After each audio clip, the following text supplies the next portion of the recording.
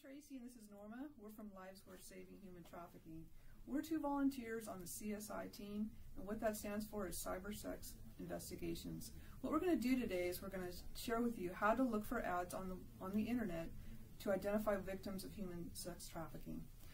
We want to just let you know that there's two things that we always want to do to prepare for the search, and that is first, put on some good praise and worship music to set a good atmosphere. The second and most important of those two things is always pray. We always pray that we would have wisdom and discernment, and that the Lord would protect our minds and emotions spiritually for what we're up against with the spiritual warfare that goes on during these searches.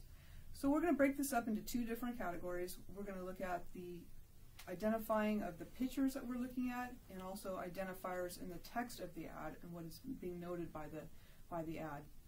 We always start with Backpage.com as our first website search page, and Norma will tell you how we go to different websites when she talks about the text. So what I'm going to do is I'm going to just talk about what we look for when we're looking at the pictures in the ads. The first thing you want to look for is there any bruising on the girl. There could be bruises on her body, face, torso, anywhere that you might see a bruise. That's always a good starting point. Those bruises also could be covered up with makeup or clothing, so you want to look for that as well. Secondly, you want to look for any identifying tattoos that the girl might have. Those identifying tattoos would be influenced by the trafficker with things such as property of, gang slang, sexual innuendos, even branding such as a barcode or a sign of a dollar sign.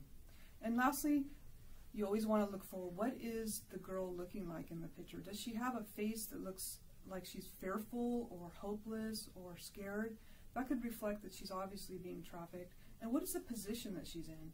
Is she looking like she's unnaturally posed or someone's taking the picture of her? That's really important. That could reflect someone obviously in a trafficking setting. And you want to look at what she's wearing. Is she wearing something that looks young? That could reflect a young minor girl, such as maybe a Hello Kitty shirt or a cartoon character. And what is the surroundings of that room? Does she have a stuffed animal that's nearby, or a poster that could reflect someone very young, or even maybe a dog? A dog is always an oftentimes characteristic of someone who's being trafficked. So those are the things that we look for when we're looking at the photos. So I'm going to leave this to Norma now to go over what we look for in the text. Hi, okay, so now the next thing that you would do is, as you're looking at the ads, read the ad itself. Does it say something like new in town or fresh or something like that? That would indicate that she is most likely being trafficked. As well, if the ad gives all kinds of identifying information about her, but it doesn't give a name at all. Nowhere in the text of in the body of the ad does it give her name. That just shows that she's a possession and not a real person. More than likely she is being trafficked as well.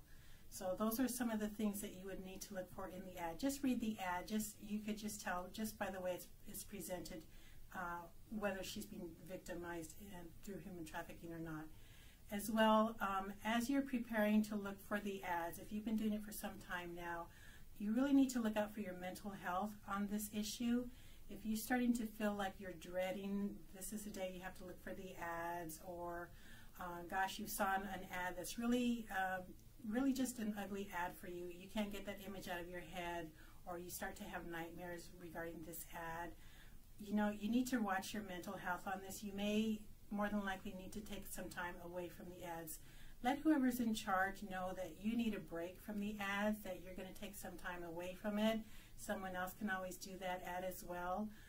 If you need to walk away for 6 weeks or a month, or just completely walking away from it, don't ever feel condemnation over it. Don't ever feel bad that you have to do it, that you're not strong enough. It's totally okay to do that. As well, you also need to make sure that you seek some type of Christian professional health, some type of therapist or something, so you can talk about it as a team or individually. You need to talk about what you've seen, what you're going through, because this is a very deep, dark world. So make sure at all times that your mental health is protected. And at the end of this, if you just say, you know what, I just cannot do the ads anymore, I want to do some other capacity in human trafficking, that's perfectly okay. Don't feel bad about it. That is fine as well. And finally, make sure that at the end of this, you pray again. Pray, pray, pray. That's always very important.